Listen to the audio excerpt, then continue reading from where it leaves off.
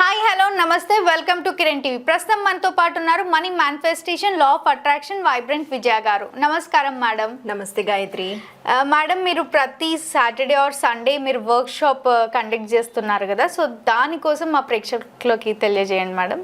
Free workshop conduct చేస్తున్నాను every Sunday.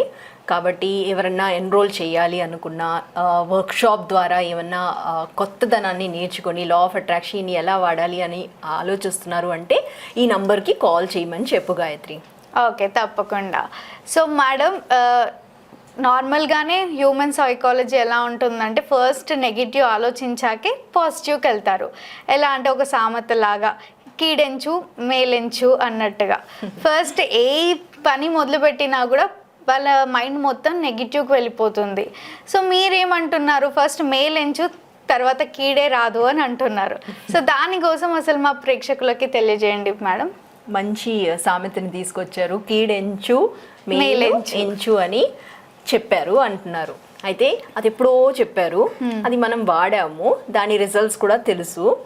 ఇప్పుడు ఈ ప్రస్తుత టెక్నాలజీ, ప్రస్తుత పరిస్థితిలో మనం ఎప్పుడైనా మనము పాజిటివ్గా ఆలోచిస్తే, అంటే మనం ఎప్పుడైనా ఒక భయం కదా, భయంతో మనం ఏదైనా మొదలెడితే, ఇప్పుడు ఏదన్నా ఒక ఆలోచన చేసావనుకో గాయత్రి, నేను ఈరోజు జాబ్ ఇంటర్వ్యూకి వెళ్తున్నాను అనుకున్నావు అనుకో, ముందుగా నీకు వచ్చేది ఏంటి? భయము. వాళ్ళు ఏం అడుగుతారో క్వశ్చన్స్, దాన్ని నేను ఆన్సర్ చేయగలుగుతానా లేదా అని ఒక భయంలోకి వెళ్ళిపోయి కొన్ని సందర్భాల్లో భయంతో అటెండ్ కూడా అవ్వకుండా ఉంటాం మనం.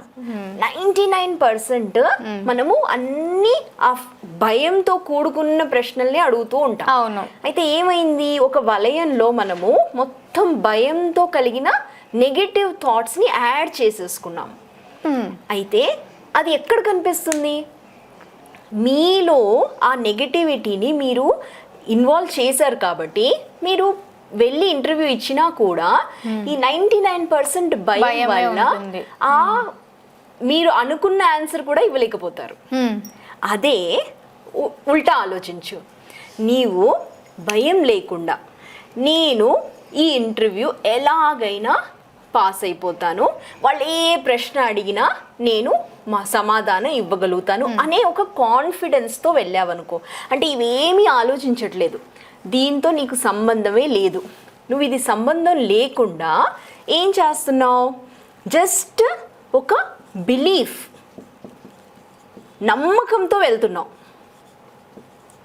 నీ నమ్మకం ఎలా ఉంది అంటే, నేను ఏది వాళ్ళు అడిగినా ఆన్సర్ వస్తే చెప్తాను, లేకపోయినా కూడా దాన్ని సమర్థించేగల సత్తా నాలో ఉంది అనే దాంతో వెళ్తున్నావా? ఆ ప్రశ్నకు నీకు జవాబు వచ్చినప్పుడు ఎందుకు అనే దానికి ఈ నమ్మకాన్ని కూడాలి. ఓకే, సో పాజిటివ్ మైండ్ సెట్ని నువ్వు అడిగావు కదా, పాజిటివ్ మైండ్ సెట్ని ఎలా అలవరుచుకోవాలి అది మనం నేర్చుకుంటున్నాం ఇక్కడ. అయితే ఎందుకు అనే దానికి నువ్వు నీ నమ్మకాన్ని తోడుగా చేస్తే నువ్వు ఎలాంటి పరిస్థితినైనా నమ్మకంతో దాన్ని సాల్వ్ చేయొచ్చు. ఓకే, అయితే నెక్స్ట్ క్వశ్చన్ ఏంటి, ఎలా చేస్తాం మేడం? ఎలా చేస్తామంటే నీలోని యాక్షన్ ఉండాలి. అంటే నువ్వు ఎలా చెయ్యాలి అనుకుంటున్నావో దాన్ని నువ్వు యాక్షన్లోకి తీసుకురావాలి. అంటే ఎలా, ఏ type of action madam? Action అనగానే మనము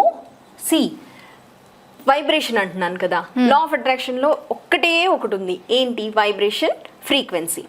సో నీ థాట్ ప్రాసెస్ ఎలా ఉంది అంటే, నేను పాస్ అవ్వగలుగుతానా జాబ్లో అనే ఒక ఫ్రీక్వెన్సీలో ఉన్నావు. అయితే నీ జయం ఇక్కడుంది, ఇక్కడ సక్సెస్ ఉంది, సక్సెస్ ఇక్కడుంది, నీ థాట్ ప్రాసెస్ ఇక్కడుంది, నమ్మకంతో వెళ్తున్నావు, కానీ ఎలా చేయాలి అనే దాని మీద నీకు అవగాహన లేదు, క్లారిటీ లేదు. అయితే ఈ ఫ్రీక్వెన్సీలో ఉంటే నీకు అపజయమే, అదే నువ్వు ఈ ఫ్రీక్వెన్సీలో ఉంటే నీకు జయమే. అయితే ఈ గ్యాప్ని నువ్వు ఎలా అధిగమిస్తావు? అదే ఈ ఎలా అధిగమిస్తావు అంటే, యాక్షన్ అంటే వెళ్ళి వాళ్ళతో చెప్పి అయ్యో నాకు అన్నీ వచ్చు, నన్ను ఎలాగైనా నా జాబ్ ఇచ్చేయండి అలా కాదు. ఏం చేయాలి అంటే మనము జాబ్లో ఆల్రెడీ నేను ఒక ఆ అపాయింట్మెంట్ లెటర్ వచ్చేసినట్టు ఇమాజినేషన్ ఇస్ ద కీ అంటారు. ఇమాజిన్ చేయాలి, ఎలా విజువలైజేషన్ చేయొచ్చు. కానీ మీరు అంటున్నారు ఇమాజినేషన్ ఇస్ ద కీ అని, కొన్ని సార్లు అవి అనుకుంటే జరగవు కదా. అంటే దాంట్లో మీ నమ్మకము లో తేడా కొట్టింది. నమ్మకం బలంగా ఉందనుకో ఇమాజినేషన్ నీకు తోడ్పడుతుంది. అన్నీ రిలేటెడ్.